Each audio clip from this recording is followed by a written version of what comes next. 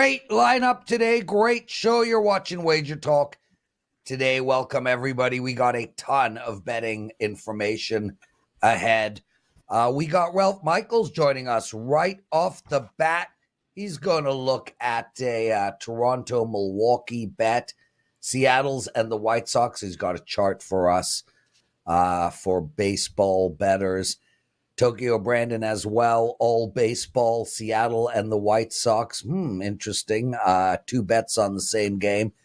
And Boston and Philadelphia. We're going to end the show with Art DeCesare. My brother Teddy in his new glasses. What is your big game breakdown? Big game breakdown? Yeah, you better believe on a baseball show in June, we're going to talk week one NFL. We're also going to talk NFL in What Bettors Learn. Talk about the week one numbers and what we can learn already from how they've moved off the openers. So we'll get a little NFL talk in today as well as some baseball. Lots of baseball. And Arthur Caesar will talk about everything. Lawrence? Let's go. Ralph Michaels, how are you, my friend? It's $2 Tuesday. You are the man. Hey, 5% play. It's been a good month of actually 2 good months of baseball. So I am honored to be the $2 capper. It is a 5% play. 5% sides, MLB side, 6-1. Last 10 5%, 8-2. $2. That's it. There we go. We'll talk about that a little later. Let's get into. So your no-run first inning. Last time you were on, I think it was like 30-1 or something. It was an unbelievable record that you had put out. You have a bet for us today. Talk to us. Prez, that record, I like your 30-1, but it's actually 38-13, still 75%. I do want to preface this. For about the last 20 days, they've all been client plays. I actually did not make this a client play. I still loaded it as a free play, and it will count on that record. But it was just the starters didn't excite me enough to make it a play. But it is game 971, 972, Toronto and Milwaukee, under half a run first inning, minus 125. It's Kikuchi and Rodriguez. You look at Toronto. We've talked about Toronto several times about no-run first innings and how they just do not score in the first. They're 7-1 no-run first inning the last 8, and they're 24-3 no-run first inning their last 27 games. You look at Milwaukee, 5-2 no-run first inning the last 7, and they've scored a first inning run only once in their last 11 games. And I also want to bring up, we talk about the correlation between the juice on these totals and what the full line total is. I ran the numbers as of this morning. If you bet no run first innings just blindly on games with a total of 8.5 or less this year, you have gone 429 out of 753 games. That is 57%. If you have bet the yes run first inning for all totals of 9 or higher, you have gone 51.5%. So just above the break even, but that is a significant difference. There is 8.5% difference from totals of 8.5 or less and totals of 9 or more. So it's nice when it makes sense and the numbers prove that theorem. So here's a question, Ralph. Is there any correlation between these no-run first innings and a full game under? Both these teams, let's just say their lineups have been spotty of late. Neither team's really hitting the ball particularly well. Would a full game under here make sense as well? Is there any correlation between NFRI and full game unders? Or is this a completely separate wager? We don't even want to think about the game. It's all about the get-go for these two lineups. Well, Teddy, I don't have the answer to that. I just don't want to make one up now. But, you look at these lineups and, in the last 7 games, you said Toronto's batting 210. Last 7 games, Milwaukee batting 235. You look at, Kikuchi, he's 5-8 over under on the year, but his last 3 games have gone over the total. Rodriguez, we have a first-time starter. So I will actually look that up to see how many times a no-run first inning does not happen and the game goes under, and how many times a team does have a run in the first inning and it goes over. I'll tell you what, I'll tweet those results out, guys, at Cal Sports LV. Follow me, Teddy, and I'll give you your answer later today. There we go, guys. Make sure to follow Ralph Michaels' Twitter. And that's not the only type of information he gives out. One of the best Twitter followers I know, especially in the betting world. Ralph, Seattle, they're playing the White Sox tonight. You like Seattle -1.5. Tell us why. Well, it's interesting. You know, I know Tokyo Brandon's going to be talking about this game as well, but it's neat to be able to get different perspectives how to bet a team you like. On the money line, on the run line, the first five. Tokyo Brandon's going to be talking about pitchers' outs. So while we're talking about this game, they're two completely separate bets. First, let's talk about Seattle. I've got to say this. We always remember our bad beats, guys, right? But I had Seattle last night, so that was a good beat, -1 run. They were down 3 runs in the 7th inning. They tie it up, and they have a walk-off grand slam in the bottom of the 9th. So it's nice when you win a game by 4 on a walk-off. First I want to mention is this. I am taking a home team and using the run line. Well, there's a different line on the away run line and the home run line. I went back the last 20 years. When you have a 200 favorite at home, the average run line is plus 103.6. If you have a 200 favorite on the road, where you always are going to get 9 at-bats, you're laying 123.8. So it's a 30-cent difference from a road run line favorite and a home run line favorite. And the home run line favorite actually has a positive ROI, where the away run line favorite is a negative. The White Sox, horrible on the road. 5-27 this season, 1-11 since May the 17th. And when you look at the White Sox 50 losses this year, 39 of them, or 78%, have been by 2 runs or more. So it's a team you don't have to worry about playing against in the run line. Seattle, 18-4 at home as a favorite or small dog. And when they are a home favorite of 135 or more, 11 of those 14 wins have been by 2 runs or more. Woo, just incredible numbers. 6 starts this year. In 6 starts, the guy has allowed 4 runs, 16 hits in 34 2/3 innings. He has a 1.07 ERA, a 0.53 whip. And how's this for a system? I talked about Seattle's comeback last night. If a team is trailing after 7 innings by 3 runs or more, they come back and win that game by 2 runs or more.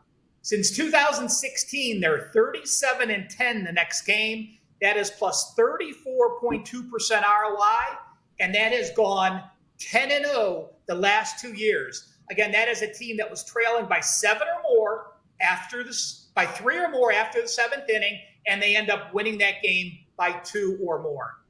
Now, this was very close to being a client play, but it fell just short. Why? You look at the White Sox, their last 4 games, they've put up 21 runs and 34 hits. Their bats have come alive.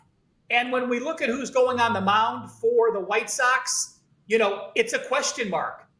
The kid is Drew Thorpe. The funny thing is, Drew Thorpe went to San Luis Obispo with Wu. They were actually teammates together. I looked. They finished 4th in the conference with 2 major league pitchers. That's sort of surprising. Wu started with the Yankees. Thorpe started with the Yankees. He pitched with them for 2 years in Double-A, went 14-2 with a 2.1 ERA.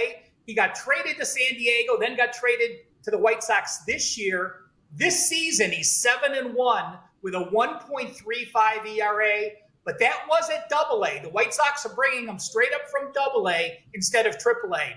So with the White Sox batting well and the unknown of a pitcher who's pitched great in the minors but has never pitched over Double-A, it was enough to keep me off this as a client release, but it's still a very strong play, which I'll load as a free play, and I was very close to using as a client release. So the White Sox have played 250 baseball through a full, more than a third of the season. Right now, when we look at MLB profitability, there's only 3 teams in baseball that have lost more than 8 units this season. The Astros have lost 15 if you bet them every game. The Marlins have lost 16 if you bet them in a game. And the White Sox have lost 25 units if you bet them every single game. From this moment forward, we have a team playing 250 baseball. They're down 25 units, and it's only the 11th of June. Do we fade Chicago? Do we just keep fading them? Or at some point, will the markets crash enough on this team? Because the wise guys aren't backing them. The recreational bettors aren't backing them. It feels to me like the lines for the White Sox right now have reached a point that maybe there's some value there. What do you think? Teddy, on the road, I think we absolutely fade them. I read this morning that their manager talked about pulling up this pitcher. He's never even seen him pitch. He just saw a film of him, and they decided to pull him up. They have pulled up 3 AA players already this year. When you're into June and you already have brought 3 AA players up, you're playing young kids, and you're going to see how they pan out to see if you can do it with the future. With that type of mentality and playing young kids, I'm not afraid to fade them on the road 1 iota. Well, Michael's joining us, everyone. Guys, if you like what you're hearing, please take a second out of your day and hit that like button. It would be greatly appreciated. Also, subscribe to our channel. 159,000 of you have already subscribed. Let's get to 160 by the end of the week. Ralph, Teddy, some of the guys in the chat room led by JC are asking if either of you have an opinion on the Tigers and Nationals total. Ralph? I do not. I have done very few totals. I just haven't gotten in rhythm with totals. So if things aren't going well, I don't break down many events. So sorry, I can't help you in that one. Yeah, I didn't have a strong take on the total. I had a lean towards Washington on the side. I did not pull the trigger. My lean was the Nats. I didn't have a strong take on the total. And Rastaman Red. I like that name. He wants to know if either of you guys, and I can tell you I don't ever. Do you guys ever bet first 3 innings? A third of the game? Ralph? I never have once, so. Me either. Teddy? No. Yeah, they're not. There we go, guys. We're trying to get available. I don't see them. Yeah, see 3rd inning, 3 inning lines. You see them all the time? Nope. Yeah, exactly. I don't know. They're not. Well, we got to try answer the questions. We never know. Ralph, you've got a chart for us. Let's get into that. Well, how many times do you hear, this team lost as the favorite, I want to bet on them in the next game? So what I did is I broke up favorites at minus 125 or higher. If you're a 112 favorite, are you really a favorite? So I just randomly picked some numbers. So the chart has 3 parts. I went back to 2018, and these are teams that are off a home loss as a favorite. In the gray, you see if a team lost as a favorite of minus 125 to minus 174.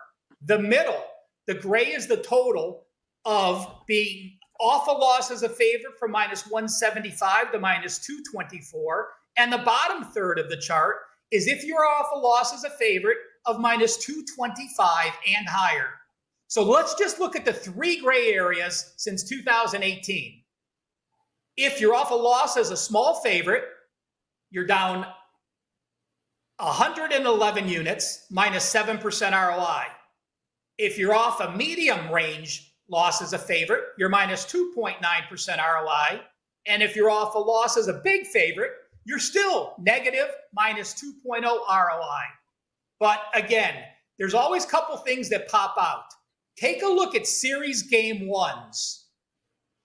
The top part, you're minus 10.1% ROI. The middle part, you're minus 6.5% ROI. The bottom part, you're minus 13.1% ROI. So if you are off a loss of any size home favorite, and now you're playing the opening game of a series, it has been a very strong fade to look in those situations. So again, a lot of data. I will post this on Twitter after. But I know, Teddy, we like picking one thing that jumps out to me. This is it to me.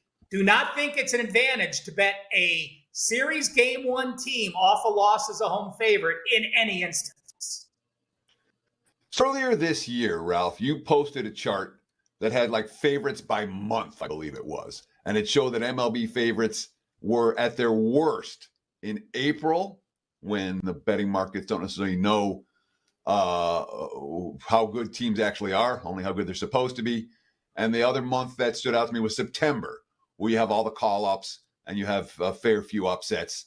And the favorites were poor, noticeably poor, in April and September. That's what I remember from a chart earlier this year. Does this correlate with that at all? Is this a scenario where April and September are the times that we want to be fading these teams in game ones, as opposed to in the mid-summer months where the dogs sometimes go to die? Or is there no correlation between the two? Do you remember the chart I'm talking about? I do, Teddy, and I remember the chart very well. And we talked about how much sense it makes, but as far as being off a loss as a favorite, I don't have that correlation, and I never ran that, but it is, it was a good chart. It got a lot of retweets. I'll mark that down, and I'll post that this week as well on Twitter.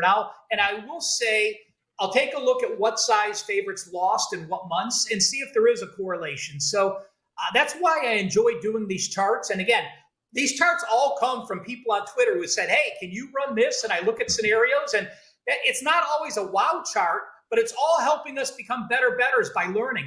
People think, oh, you have to have an ATS system that's 60% or higher, or you have to have an ATS system that's 40% or lower. But we often learn as much from a 50-50 chart that maybe we thought or had in our mind it was a positive, and it's not a positive or a negative, or likewise. So even 50-50 data is, and that's why I always enjoy running the situations that you and Prez bring up. Even if it isn't a wow number, we all benefit from knowing what those numbers are and how those situations have played out.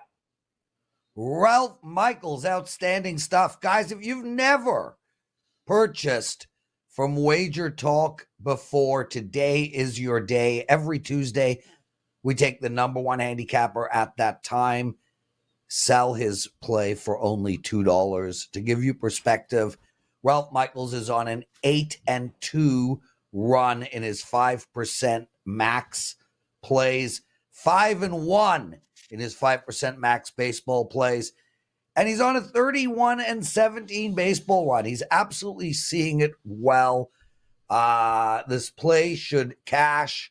It's only $2. I think that's less than a coffee at Dunkin' Donuts. Ralph, good luck, my friend. We will all be praying that you kick ass. Thanks, guys. Well, okay. Ralph Michaels. Teddy, I got so much to talk to Art about. I can't wait to have him on. I'm definitely want to talk about the Edmonton, Florida series. Brian Leonard last night with a 5% bet on Edmonton. I had a 2% bet on Edmonton. Florida outplayed them, but man, Bobrovsky, the goaltender for Florida, standing on his head. We'll talk to Art DeCesare about some hockey when we get there. What did we learn in the wonderful world of sports betting? Well, we're going to talk a little NFL on today's show. NFL is always king. And I want to talk about the NFL openers. When they came out about a month ago, I came on the show and I gave my official openers. It was after the draft. And here we are more than a month later. We haven't talked about it. What's moving for week one and why? The answer, not much. I mean, really. We look at the week one numbers right now. Baltimore, KC on the Thursday night. Yeah, it was mostly 2.5, 20 at the open. Now there are threes out there. You can find a +3 with Baltimore. That wasn't there at the opener. But from 2.5 -20 to +3 even money, it's a little move. What else have we seen? We've seen some Jacksonville money for week one. There were 4s out there. Miami -4. Now it's 3/3.5 is the prevailing number. A little bit of under money in that game as well. The one move that's real, we're seeing Steelers money against the Falcons for week one. That got bet off the key number of 3 to 2.5 now, and the leading indicator books are telling us that Pittsburgh is an attractive choice in the opener against the Falcons as an underdog. We've seen a little bit of Vikings money that opened Giants -1. Now it's more pick'ems. We've seen a little bit of over money for Arizona Buffalo. That was 47.5, 48. Now it's 48/48.5. We've seen a little bit of Texans money. That was -1/-2. Now it's 2/2.5 for the Texans as road favorites at Indy. And we've seen a little bit of over money for Denver, Seattle. That was as low as 41.5. The 41.5s are gone now. It's all 42/42.5s. What do all these line moves have in common? They're little. All right. NFL markets, they're pretty static in June. When I do this against a month from now, I don't expect a whole lot of movement between now and then either. Once we see the camps open in July, that's when the markets start moving. Between now and then, it's mostly dead time for these NFL Week 1 openers. There you have it, Prez. That's what I paid attention to last night. Back to you, my friend. Brother, public service announcement. I'm going to see the Australian Pink Floyd tonight at the Danforth Music Hall in case anyone's in Toronto and has nothing to do. I think there's a few tickets available. I know that they are in Las Vegas sometime in August. If ever Australian Pink Floyd is in your town, please make sure to go see them. This is not any cover band. This is likely the largest cover band on the planet. They play in front of 40, 50,000 people's stadiums in Europe. They have a multi-million-dollar lighting rig. They are fully loaded with talent. They have 3 incredible backup singers. The Greatest Gig in the Sky is magnificent. We will never get to see a Pink Floyd concert again. Roger and David hate each other, and I can understand why from David's perspective. And I think Nick Mason or Rick Wright, one has passed away. So Pink Floyd is done. This is as good as it gets. If ever Australian Pink Floyd is in your town, even if you don't like Pink Floyd, the tickets are like $60, $70. 100% worth going. And Teddy, I'll pay for your ticket in August. Thanks, I look forward to that. I want hope you to have go. many, many trips down to Las Vegas so we can hang out every single day. Please, God, no. I'm coming down on Friday. You're going to play in the seniors event, yes or no? I know you're on the fence. I'm still on the fence. We'll see what happens next week. Guys, try to push Teddy over the edge. He is going to be running a GoFundMe page. Hashtag Teddy Seniors Event. Play with me, dude. I know that sounds wrong, and I don't want you to actually play with me, but play poker with me at the seniors this year. Come on, dude. Let's do it. All right. Well, I'm not going to be at your table anyway, so it's unless we meet at the final table. We'll see how it goes. I got a lot of moving pieces over the next 2 weeks. Tokyo Brandon joining us. Did Kiss ever have a #1 song? Oh my God! What? Whoa! What are you doing? Did. Are you kidding me? Yeah. Kiss, you haven't seen his videos. You got to be kidding me. Kiss has more #1 songs. Kiss has more #1 songs than Pink Floyd. Yes, that's 100% right. Is this your new look? You gotta be kidding me. I'm beating the women off with a stick right now. So that I guess you could about say right so. Based on what you look like, a pimp. Thanks. Appreciate that. Brandon, this is the worst look I've ever seen in my life. Like, are you going through a midlife crisis? You know you're old, right? Oh, yeah. I do know I'm old. I do you know loan that. Those glasses from Dave Sherapan? No. These are mine. Serious, dude. This is a joke you're playing on me with this necklace. You look sharp. I don't know what you're talking about. Let's talk about the Mariners and the White Sox, and Lawrence can be amazed. Absolutely. Like when anyone changes their look. If I was trying to attract you, Prez, then I'd be a little disappointed today. So Brian Wu is taking on the mound here, and he's going against the White Sox. And when you, like Ralph said earlier, there's many ways to approach a game when you have a big favorite. And I do like the Mariners here, especially after the way they won yesterday. It's kind of demoralizing to lose a game like that if you're a team like the White Sox who can't win at all anyways. Brian Woo's numbers have been amazing. So here's a little trick to bet the favorites. Obviously, you don't want to bet minus 230 and take the Mariners, because the Mariners actually, like Ralph said, they're not hitting that well. Actually, in the last 10 days, the White Sox are actually hitting better than the Mariners. So the way that you can approach this is the way Ralph did, or you can also take pitcher to record a win. So you can get really good odds, but there's a couple factors you have to overcome to win a pitcher to record a win. The first one is the pitcher has to go 5 innings, at least 5 innings. Brian Woo has no problem with that. He's gone 6 innings in his last 4 starts, and he's gone more than 5 innings in all but 1 start, and that was the first one of the season, so we'll forgive that. The second condition is your team has to be up when you come out of the game. So essentially, I like to look at this as like a first 5 run line. You have to be winning when he comes out, which is basically a minus 0.5 after 5 innings or 6 innings. And if you look at the numbers here for the Mariners, minus 0.5 in the first 5 innings is minus 140. Okay, so if we can clear that, the last thing is the bullpen has to hold on to the lead after he's removed. And the Seattle's bullpen has had no problem. I have them ranked 7th out of 30 teams. So I don't think any problem there. So you can get plus 115 for Brian Woo to record a win. Try and say that fast. You can get plus 115 here for that. And it's much better odds than minus 140. It's much better than minus 230. So that's what I'm going with today. It's a small client play, just a 2% small one. But Brian Woo to record, I keep getting my tongue twisted. Brian Woo to record a win. I can't even speak. I'm still sitting here like phone 6. Teddy, I'm in shock. Phone 6. Go ahead, so Teddy.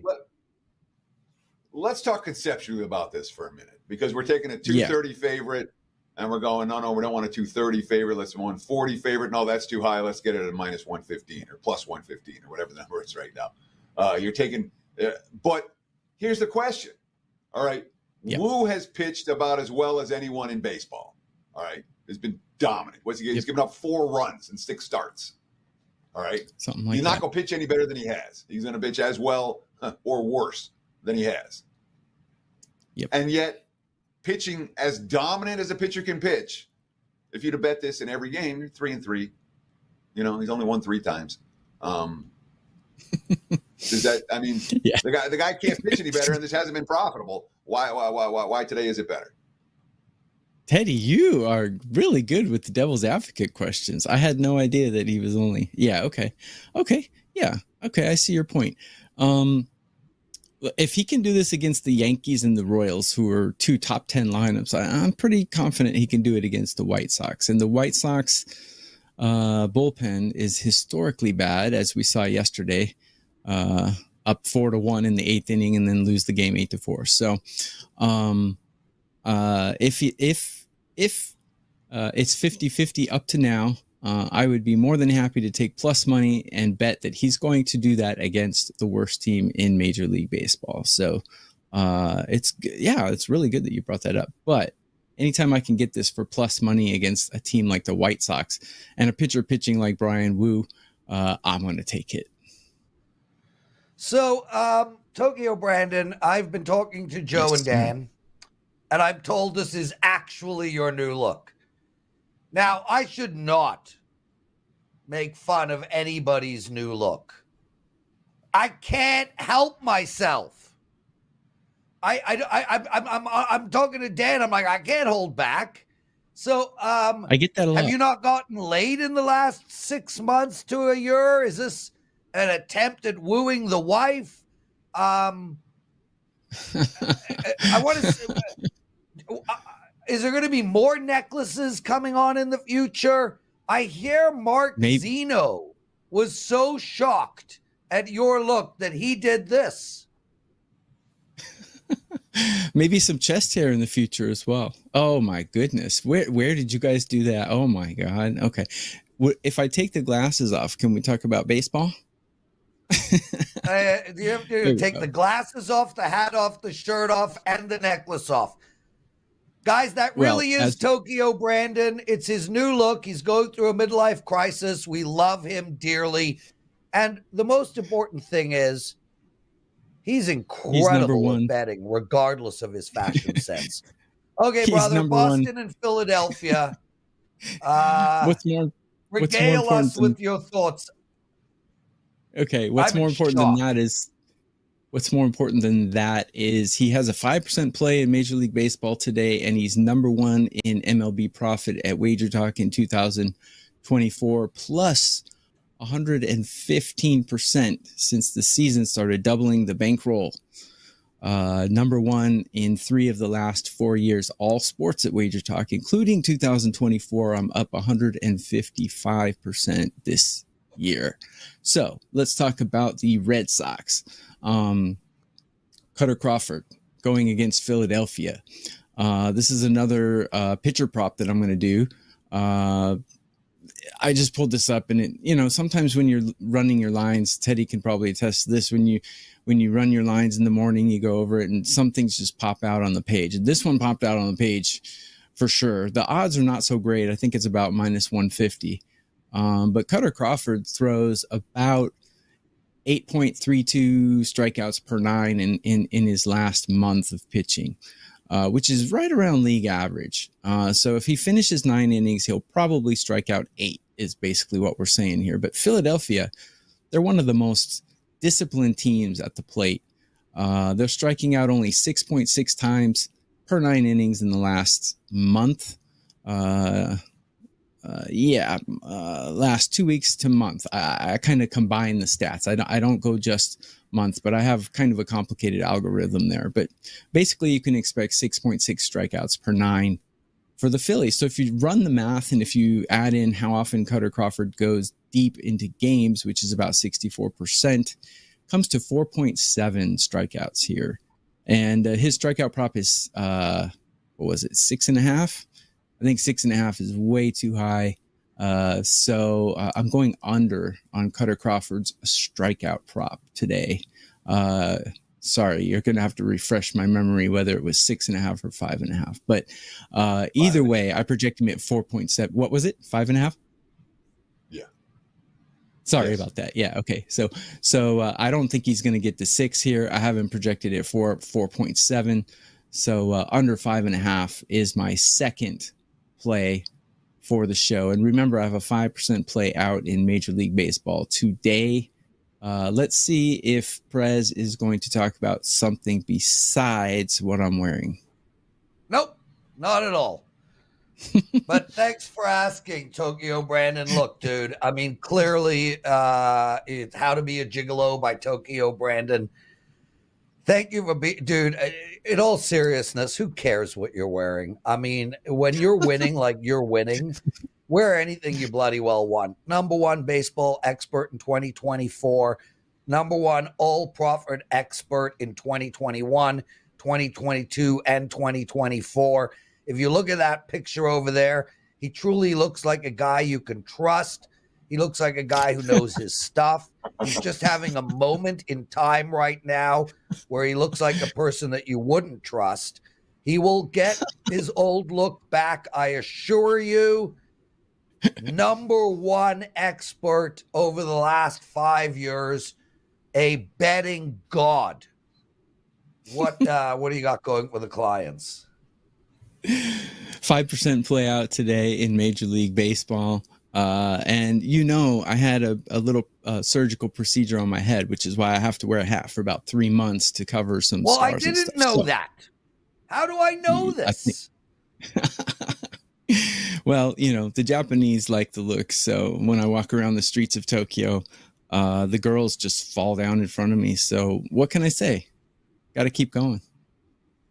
Listen, if that's true, I would be in Tokyo in your look myself. Thank you for joining us, Tokyo Brandon. Peace out, brother. Teddy covers. Stop the presses.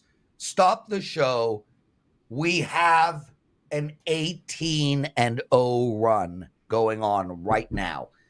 Guys, head over to Sports Memo. Ricky Tran is on an 18-0 run. That is correct. He has won 18 straight. 18 straight. My record is 15 straight. I got close to it twice in the last 6 months. 18-0. Marco's record is 21-0. I want so badly for somebody to beat Marco's record. It is Ricky Tran's play over at Sports Memo is only $9.50. Have you ever gotten anywhere near an 18-0 run? I don't know. I doubt it because I probably would remember that. That being said, Lawrence, I don't remember anymore. I really don't. And I'm sure I must have had a couple of good runs at some point in my career. I don't know if I ever got 18-0 though. I know I haven't. Big game breakdown time. Let's do it. Big game breakdown. Why are we talking NFL right now? There's only one reason to make an NFL bet in June. That's to take advantage of a number that's not going to be there. This number is not going to be there. Let's talk about the Bengals and the Patriots right now. Look at the WagerTalk free live odds screen. Cincinnati -9 at most books. There are a couple 9.5s and 10s out there. Total 42.5 at most books. There are 43s out there if you shop around.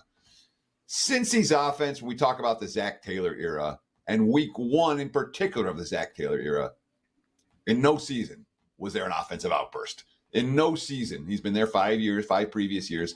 In no season did Cincinnati's offense look ready to roll in week one. They scored 3, 24, 24 in regulation, 13 and 20 in those 5 week one games under Zach Taylor. That's an average of 17 points per game.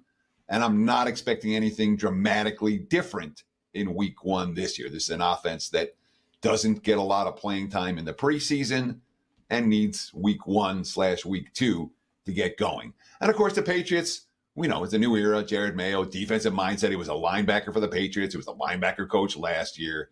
They may be starting a rookie quarterback in Drake May. If it's Jacoby Brissett as the starting QB for New England, his track record's not at least. And on paper, really, when you start going through the NFL, the Patriots have the weakest offense in the league. There's not a strength to that offense. The minicamp reports yesterday were talking they couldn't move the ball at all. Wide receiving core, quarterback, offensive line, work in progress, new system. This game's got 21-10 written all over it, 24-13, something like that. And again, you're getting a hook off a key number at 42.5 that I don't think is going to be there. If you shop around, you can find a 43. I put this out for the clients last night. I'll give it to you this morning. Under Patriots Bengals, my first NFL play for week one. There's your big game breakdown. Back to you, Mr. Prez.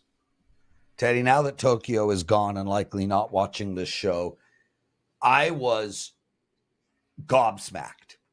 You got to warn me when you're coming on looking like that. And I'm hoping. You look like Joe D'Amico. No, he looked like Frank Sinatra with a sexual disease. I'm really hoping that Art saw that segment, ran into his room, changed his clothes, got a hat, put on those female glasses, and is wearing a native Indian necklace. Art DeCesare joining us, everyone. No. Nope. Nope. Prez, you're a enough. hater, man. You are a Hater? What are you talking about? I don't hate on anything. Dude, I'm a major Just hate on runner of Tokyo. it. I don't hate guy. Tokyo. You're a hater. You're a hater. I don't hate Tokyo. I'm a maker funner of her. Yeah, but you know what? When the tables are reversed and you get made fun of, you get a little sensitive. No, I do not. You get no, a little I do sensitive. not, Art. I have am the thickest. Bring it, Art. Roast me, Art. Bring it. Oh, I need some time to write things down. Oh, great. Yeah. You lift the weight. Good for you. I'm away next week, Art. I'm away next week. The week after, Bring it. Okay. Okay. Okay. I have the thickest skin in the world. I'm Jewish. Anyway, you're not away next week. You're here in Vegas next week.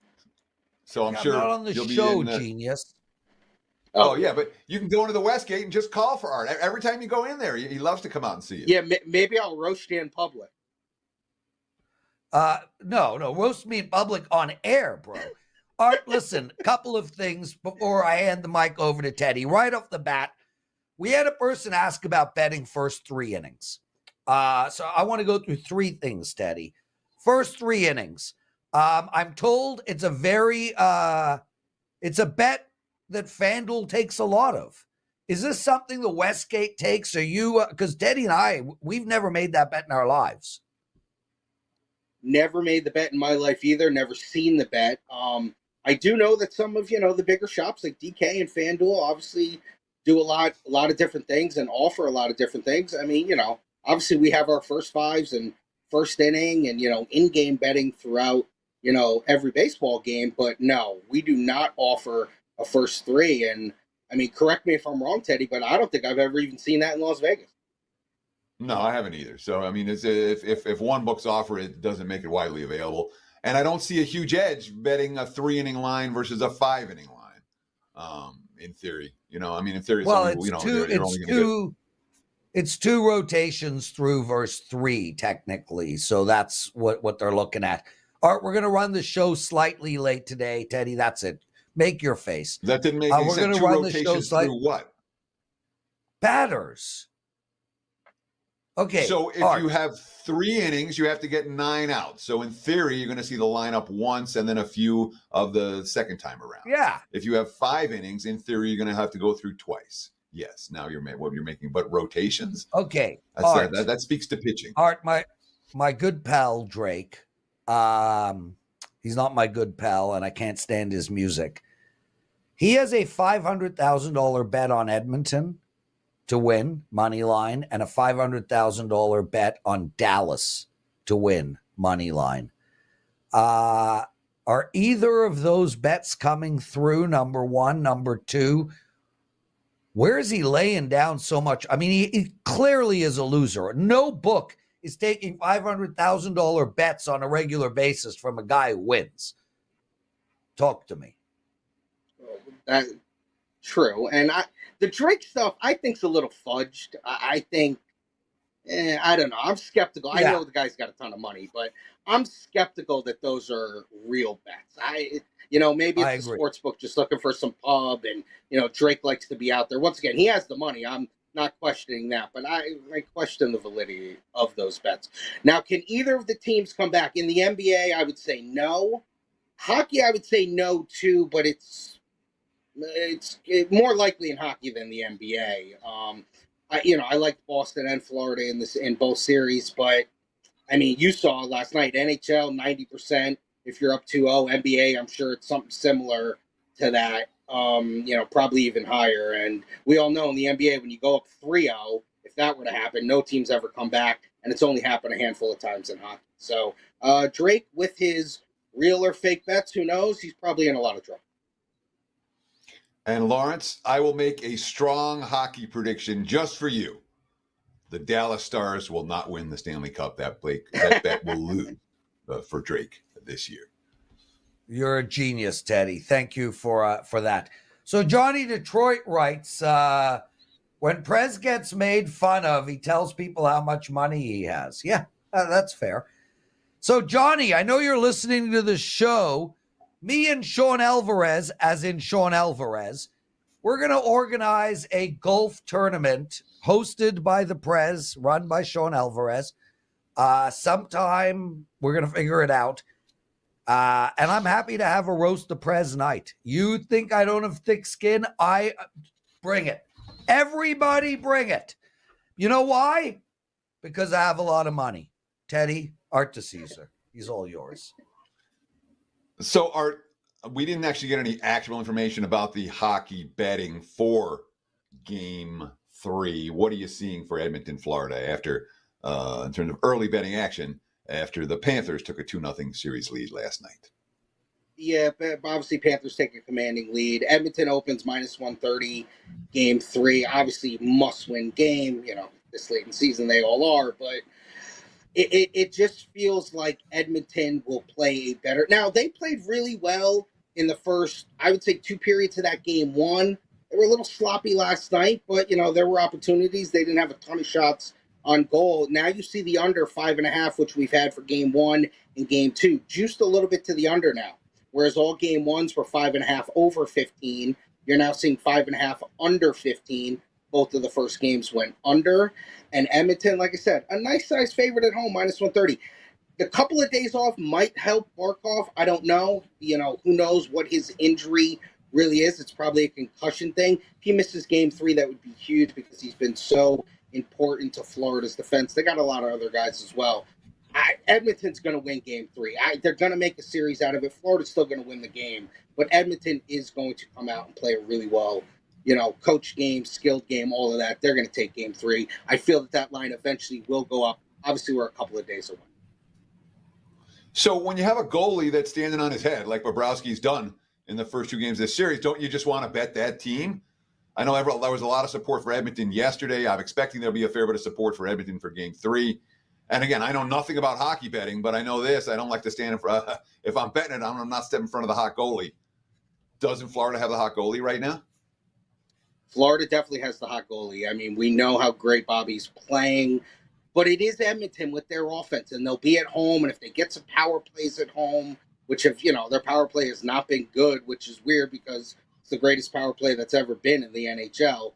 So you would think just the home ice, and like I said, if Barkov's out, that's obviously a really great defensive forward that Florida uses. He's really important on the power play or their penalty kill, all that type of stuff. So that could work against Florida. You just would think. And you're right, Teddy. You never want to get in front of that hot goalie. And you're right. That Edmonton line totally crashed yesterday. We saw nothing but Edmonton money come in. I saw some places basically you were getting Edmonton at, even money or even minus 105 by the time the game went off. So, obviously the money was wrong there. I expect a similar thing too, where you got Edmonton 130 now. You're probably going to see 135, maybe even minus 140 if some of the sharps come in and feel that Barkov's out. Let's lay the number. Yeah, and real quick, and then we'll get back to Teddy and you. We saw this power play in the Dallas series where they went 0 for many games, and then I think they went 4 for 5 in their last 2. So, I don't think everyone should just panic right now. The age-old saying, until you win a road game, this series is close. I don't think people should be, one of the gentlemen at the top of the show said there's going to be 2 sweeps. If there is a sweep, it's going to be in the NBA. Do you see a sweep in the NHL? I do not, Chris. Listen, I got to be fair. I thought Florida in 6, but I really believe Edmonton wins game 3. I don't see a sweep. I think Edmonton, and you're right, Prez. I mean, obviously, even if you have the greatest power play of all time, they can go in little fits and spurts. And this is the time now where maybe they bust out of it and they get a couple. And you know as well as anyone, the first goal in game 3 is going to be huge. So, real quick, guys. The game turned last night on the missed 5-on-3 power play. It was 1-1 at the time, and it was 2-1 Florida. And the Oilers had a power play 5-on-4. They would have had 145 on a 5-on-3. The refs blatantly, it was an egregious miss. And it's something that will be reviewed next year, but not this year. Anyway, we're running out of time. I'm going to shut up. Teddy, go. No, Lawrence, tell us more about your insights on the shut up, Teddy. I don't need your negativity. Go put on a Tokyo Brandon outfit. I'm planning on it as soon as I get off air. Art DeCesare at ArtDice21. Art DeCesare at ArtDice21 on Twitter. Lawrence, you can't talk while other people are talking. You've done it all show. You did it all yesterday. Please. He's an excellent follow on Twitter, and he's most assuredly an excellent guest here on the show. Art, we've got to talk baseball. We've got to talk NBA. We're not going to have time to talk football today, but let's start with the association. Another 2-0 series lead. Another situation where the home team is now a short favorite. What are you seeing in terms of the action for Game 3 of the NBA Finals? Celtics and Mavericks. Celtics 2-0 and 2-0 to the under so far in this series. Yeah, absolutely. I think that's a big one, the total. But, Mavs open, short favorite, -1.5. We were 1 for a second, then we got to 1.5, 212.5 the total. This is obviously the standard. Home team comes home, down 0-2. First half is going to be higher than the game. First half is -2. First quarter is -1, which is basically the opener of the game. You figure the home team comes out really strong in a first quarter and a first half. That's why the numbers get inflated that way. You've seen 2 real dead unders in this series and a total of 212.5, showing you that there's been an adjustment, because obviously Game 1 got completely bet up. Game 2 even got bet up a little bit, but you were sitting with openers at 214, 214.5, and then they kept climbing. So 212.5 is an opener. You're going to see the under money probably start coming in from the sharps. Public's going to continue to take the over because that's how they roll. Let's talk about MLB for today. It's all interleague. Well, practically all interleague. 2 AL games, 2 NL games, and the rest interleague games. What are we seeing at the Westgate Superbook this morning? Who do the pros like? Who do the Joes like? Anything stand out to Art DeCesare? Yeah, a couple of sharp things overnight. Red Sox, surprisingly, plus money at home, plus 145 overnight. 10-cent move now, plus 135 on Boston. That's interesting. It is the Phillies and it is Wheeler. And I guess sharps just feel the numbers too inflated with Wheeler on the road. He's been great throughout the year. He's had a couple of shaky spots on the road, but I don't think that's enough to see why they would go against him. But it obviously is a big number to lay with Philadelphia. A game that I know Brandon touched on, White Sox, Seattle, under money. We were under 7, even, flat, -110. Now under 125. Does it get to 6.5? Not sure.